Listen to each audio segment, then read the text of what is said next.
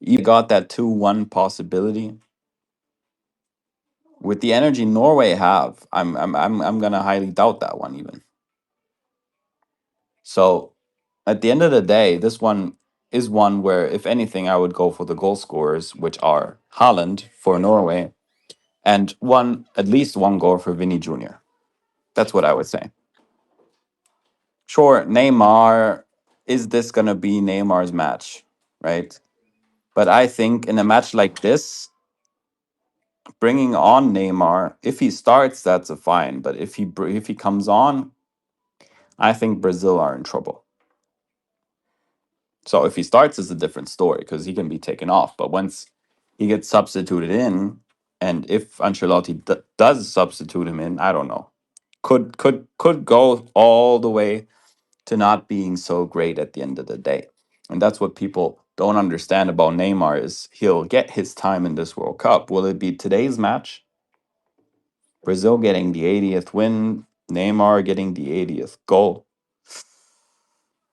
It's a possibility, but it's not a possibility that I personally would go with, right? It's not that clear. And honestly speaking, if you guys know the starting 11, which they tend to only release it like 1 hour before, and Neymar is probably not going to be in the starting 11. I would be surprised if he's in the starting 11. So tonight's night, Vinny Jr. and Holland. Mexico and England, as I've said before. Mexico got energy to score. I would generally leave it at that. Mexico to score. If would I risk a Mexico win or draw? Probably is. Win or draw, I think, is a good bet at this point. Mexico within 90 minutes could be a little risky, but at the end of the day, they might also, in this type of match, they might also humiliate England completely. And that reminds me of 1986, their last match at the Azteca, where they got humiliated by the greatest of all time, Diego Maradona, where he scored the first goal by a hand and then a few minutes later scored the best goal that has ever been scored at a World Cup. Just as a reminder of England's history. They have won, however, the other match at the Azteca on June 15th or June 18th, I think it was. June 18th, 1986. Where, if I'm not mistaken, they played another South American nation. Not sure exactly who it was. I think it was someone like Ecuador or Paraguay. I think it was Paraguay. Which then they knocked out to play again in the Azteca against Argentina. People need to understand that it's not easy. It's not easy to have Mexico losing this match. And I don't have Mexico losing this match, in fact. I don't think they'll lose this match. Could be a shocker, honestly speaking, but they have not considered. Look, Spain and Mexico tend to be very similar when it comes to this World Cup. None of them have conceded goals so far, if you guys have not noticed. So will it be the round of 16 where they concede their first goal? Think about that. While Spain could concede their 35th goal, which is a great possibility, conceding 35, thinking about that, they could get their 35th win as well. People tend to forget that. The 35 is important in that game specifically because it would be the 35th goal they concede. If you're talking about Spain versus Portugal, where we all know and people have said, and this has been said quite often, and I also acknowledge Portugal's numbers for that match. I do acknowledge Portugal's numbers. They do got some numbers to go through. 20th win versus Spain. It's not a reach to say they could win this game. However, if I look at the scorers for Spain, Olmo got good energy to score. He's got a 13th goal pending, and I'm going to tell you, he's going to get a 13th goal. Olmo's going to get a 13th goal sooner or later. And it'll probably be in this match. And if the tie's to the number 13, then Portugal might be even out. And I've been saying that 13 for Portugal is trouble. I've been saying 13 is trouble for Portugal. The last time when they played Croatia, got away with it because 13 is a number tied to the US and they played in Canada. Because Croatia and Portugal was in Canada, not in the US. Hence why they got away with it. This time, match in the US in Arlington against Spain. Spain, who Lamine Yamal hasn't scored for quite a while, hasn't he? At least one match where he didn't score. He got man of the match voted by the favorites, but honestly speaking, you can definitely see a code here for Yamal to score in that match. So we already got 2 goals for Spain.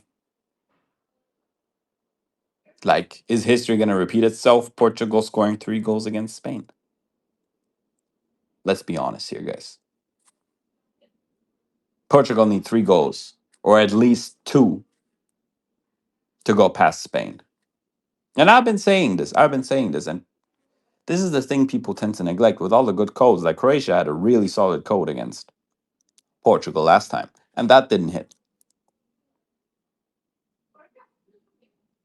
Which is why I have started to some degree abandoning this type of looking at these timelines all the time and investing so much time in looking at, well, when was the last time they lost and how does that go, and you know how the ball goes around and how many days it's been, and that one could hit for this team and that number could hit for that team. Like, I've been slowly developing, and this is a little bit different, a different type of way of looking at gematria, because the general type of way tends to be more hit or miss. And it is very exciting, guys. Don't get me wrong. It is very exciting to see how in gematria these things play out. But if you really want to be accurate with things, you cannot always. With gematria, it's hard to call a winner of a match.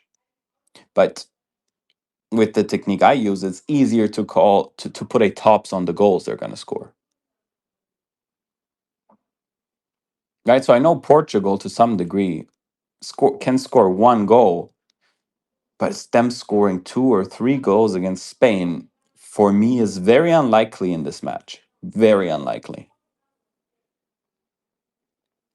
And that's where I say Spain are favorites for a reason. And that's why I won't switch up and say, well, oh, look, it's gonna be Portugal. I won't switch on this one. I won't switch on this one. I still think it's gonna be Spain. And honestly speaking, and been saying this, I don't think this is Cristiano Ronaldo's year. It would surprise me if it was. It would surprise me if it was Roberto Martinez's year. I would really surprise me if it was. Because there's always a fallacy here, guys. Like Messi wins the World Cup and the next World Cup Ronaldo wins. Like, are they joking with us? Are they kidding us? Right? If at that point people don't understand that this would take an insane type of script to get Messi, who's always been a failure at World Cups, and Ronaldo, who's okay, sure enough, Portugal have never had that good squad. And all of a sudden, Argentina had it, even though Argentina have had good squads in the past as well. There's no excuse for that. The 2010 squad was great. The 2014 squad was great. The 2018 squad was great for Argentina. They've always had people like Carlos Tevez. They've always had people like Higuain. Guys, Argentina, the last shitty Argentina side, maybe you could argue, was at the beginning of 2000s.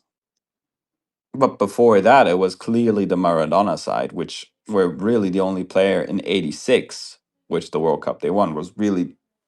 They really had few players that were actually exceptional, except for Maradona. So Argentina have had consistent squads, and we all know Messi has been carried towards that World Cup win for a reason, because he couldn't win it by himself, and he didn't. In fact, he didn't. I'm not a Messi hater, guys. I mean, I personally don't like the guy. I don't like Ronaldo either. For me, they just both lack any type of sense as coming from a footballer who you may say comes from the ground, comes from the people, which is what Maradona and Pele had a lot more when it comes to that narrative. It just, for being an idol for so many people, they're just too little of a person.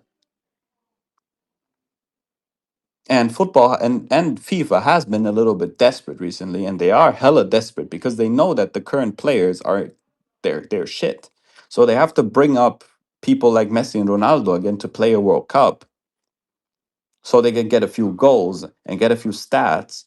And everyone would be like, oh, what a great World Cup. Messi scored a great goal, and Ronaldo's going to score this goal, and then Haaland and Mbappe are going to score those goals. But we all know that the long term investment of FIFA is probably Lamine Yamal. He's their long term investment because they know him being an 11 life path is what changes things. Because Pele was an 11 life path, Maradona was an 11 life path. Messi and Ronaldo both are not 11 life paths. And they know they need that number 11 because he's going to bring that division, that charisma into football again. And everyone, and this will happen more with Yamal, by the way. He will be used more as a political tool in the future, and people don't know that, and people don't understand why that is. But at the end of the day, that's what he's gonna be, and that's why they're starting to push him. That's why the next World Cup is in Morocco and Spain, because he's Moroccan and Spanish. Oh, how interesting that is! And at the end of the day, that is just the truth. Does that mean that he'll win the World Cup already this year? Spain? They got good coach, Spain. They got a good coach, Spain. And it wouldn't surprise me if they wanna, because he's an 11 life path, they want to bring back that narrative and have someone win back to back World Cups, which is not impossible, by the way, giving the current state of football. To remind everyone of Pele when he won when he was 18, and Lamine Yamal, who's currently, I think, 19, he'll be when he wins the World Cup. So technically, it's not the same, but it's probably going to be a similar type of story, even though Yamal is levels below what Pele ever was. But he's a good player, right? And that's why they want to push him. And he's very compliant. He's very compliant. Where is this rebelness? I mean, I think we might see it more in the future, especially at the next World Cup when he'll be around 22, 23 years old. Specifically, I think he'll be 23 at the next World Cup, which is very interesting because that's when he'll probably go all the way viral, giving them the number 23 is an important number when it comes to publicizing things, which is why the 23rd World Cup here is super publicized. And it's supposed to get so many people onto football again, especially in the US. And to this point, it has been working because all the stars like Messi, which now Messi, everyone in the US now knows Messi since he started playing for Inter Miami. And he's getting all those goals and all those crazy touches, and everyone's happy about it.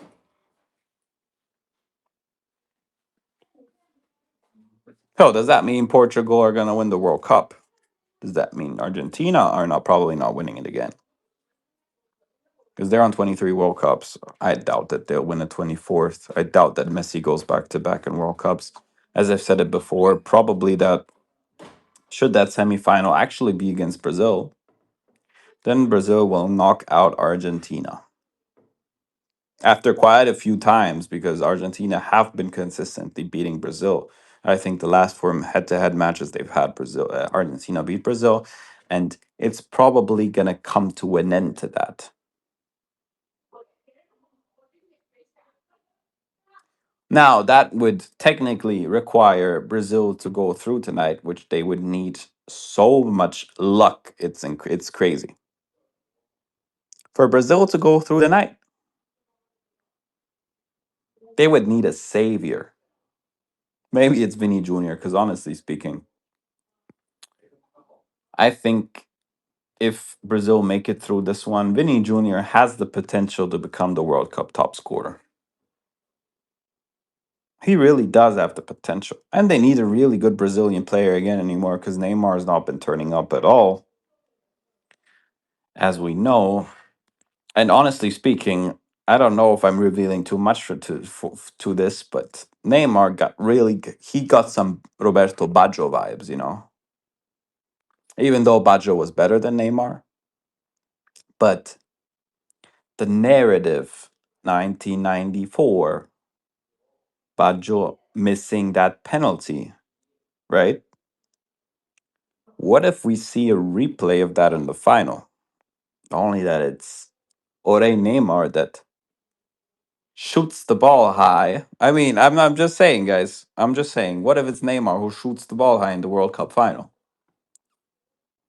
How devastating would that be? How devastating was that in 1994? I wasn't born. Most of you probably weren't born. If someone was here born, please tell me about it. But at the end of the day, that US Brazil narrative, Ancelotti, who back then, by the way, was Italy's assistant manager in 1994. A lot of people don't know that. Now he's the manager in 2026. So Brazil got a good narrative to go to the final. All they have to do today is beat Norway, which I think, I'm not saying it's impossible, but it's a tight one. It's really tight. If you thought the Japan game was tight, this one is at that level, I would personally say. It's at that level. So we got some requests. Christopher.